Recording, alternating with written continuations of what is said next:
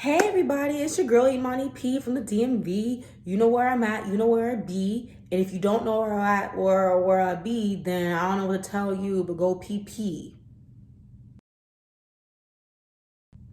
Anyway, and welcome to my channel Imani Versus, where I talk about music, culture, and more. Today we're going to be talking about the Grammys. So let me just get started with the dragging, because I hate all of them. So if you don't know, the Grammys just came on this past week. Like it came on last Sunday. And I didn't watch it. I haven't watched it since 2014. And I just want to give you a little bit of background on the Grammys and why it's called the Scammies and why I don't pay attention to it or just any award shows in general because they're all the same. By the way, if I'm looking down, I'm reading this young definition because we do our research on this channel.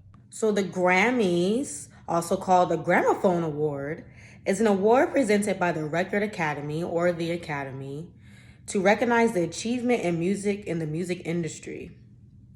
It started in the 50s where folks in the music industry wanted to honor artists that wouldn't get the Hollywood Walk of Fame. So these people used to be on the Walk of Fame like, oh my gosh, James Brown ain't gonna be on there.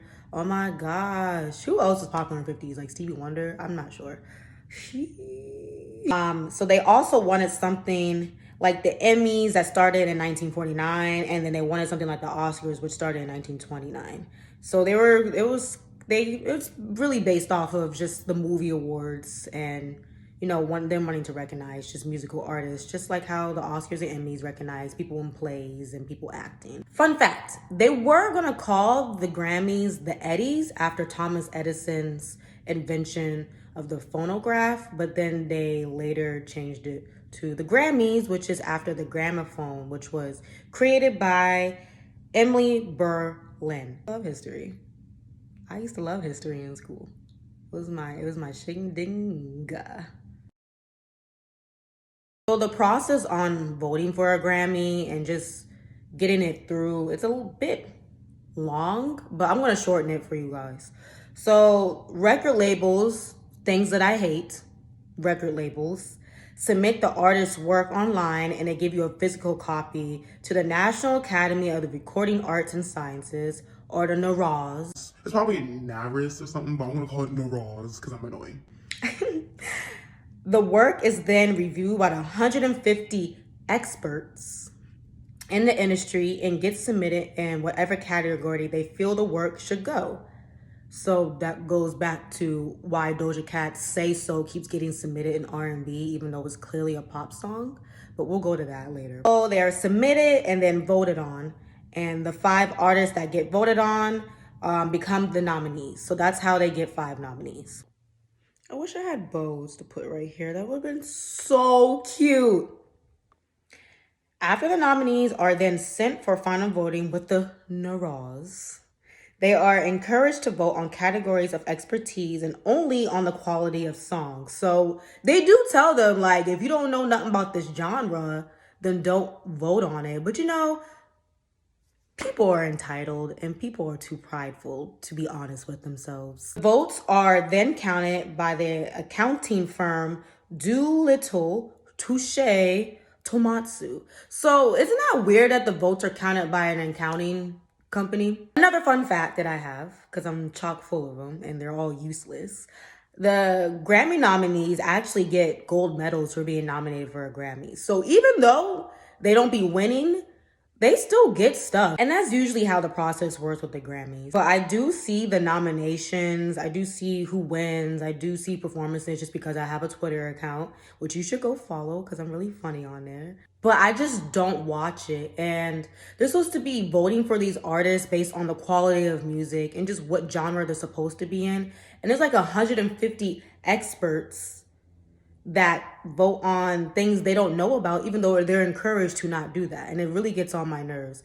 Like, why do artists like Sia, Nicki Minaj, Katy Perry, Tupac, Snoop Dogg, Brian McKnight, Diana Ross, Run DMC, even Biggie Smalls, they don't have like Grammys, not even a Lifetime Achievement Award for like Diana Ross or like Biggie or Tupac? Like, why don't they have a Grammy?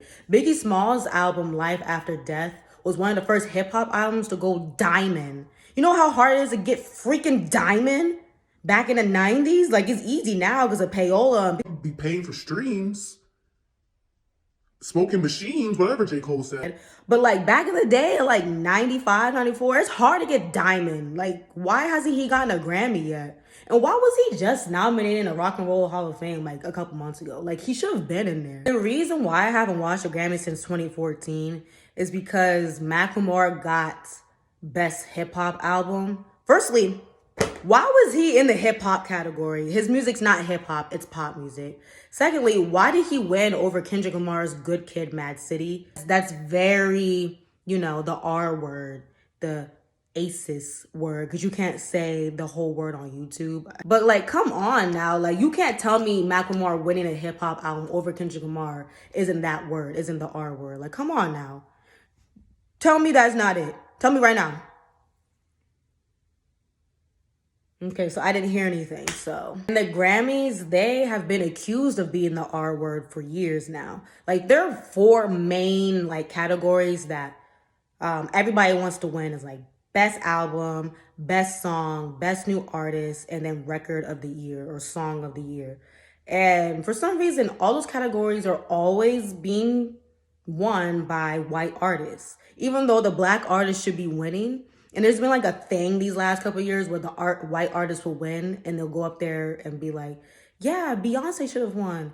Yeah, Drake should have won. Okay, bye. And then still go home with their Grammy award. Like, girl or boy, go walk down them damn steps and give Beyonce that award or give Drake that award or whoever you knew that should have won that category. They've done this to so many artists and they always keep the black artists in like the black categories because they're the R word. So the black categories would be like soul and R&B and hip hop, even though the songs clearly be pop or they clearly be like gospel. I don't know, like a different category than what the black category is. Like, they stay doing it. Beyonce or like John Legend, like, yeah, you can win best R&B album, but you're never gonna win best album because that's reserved for the who? They seriously think just because you are black or have like a drop of black in you or half black that you make black music. That is not the case. Like I said earlier in the video, Say So has been nominated for R&B songs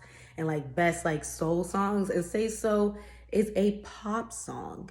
That is a pop song. But just because Doja Cat is half black, she makes black music. She doesn't. Yes, she dabbles in hip hop, but her music is pop music. She reminds me so much of Nicki Minaj when she was going through that pop stage. This is why I'm always very, you know, encouraging of black artists that dabble into pop music like Normani, Drake, Seven Streeter, Chloe and Halle. Like, these are pop artists. Like, yes, Chloe and Halle does R&B songs, but I would say they're more alternative and pop genre than anything.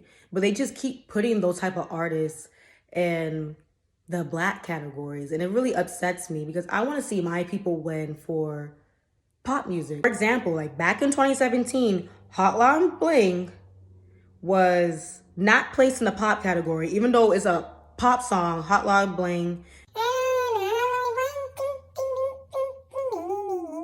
that song by Drake. It was placed in the R&B and hip hop category, even though it's clearly a pop song. And it was just really annoying because it was a huge song amongst all demographics. Like, everybody of every single color liked that song. It wasn't a hip hop song. It had no elements of hip hop or R&B other than the fact that Drake is half black. Y'all see what I'm saying? Like, do you see me? Shake your head yes, so I know that you see what I'm saying. The moral of this story is the Grammys is very sexist. They're very, you know, R word. And they need different types of people voting on these genres. And people that are voting on these genres need to be honest with themselves. You don't know anything about hip hop. You don't know nothing about pop music. You don't know nothing about R&B music. You're just a rich person that got to get into these doors. And now you think you're just the bee's knees. Like, you're thinking that girl and you're not. Like, you're just a regular old pencil. They need more like coloreds in their 150 executives. I bet you they don't have enough colored people in there. They need more different races, different people, cultural backgrounds up there. They need more women because some of the men are very icky, and they need more honest people, and they need me. They need me.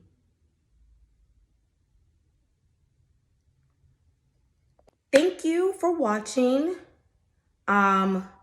I really appreciate it. Make sure you like, comment, subscribe, and share this to everyone. Let me know, what you thought about this video, and like what questions do you have, and just talk to me in the comments below. I love to talk about music and just culture. I'll see you all very soon, and thank you again. Goodbye.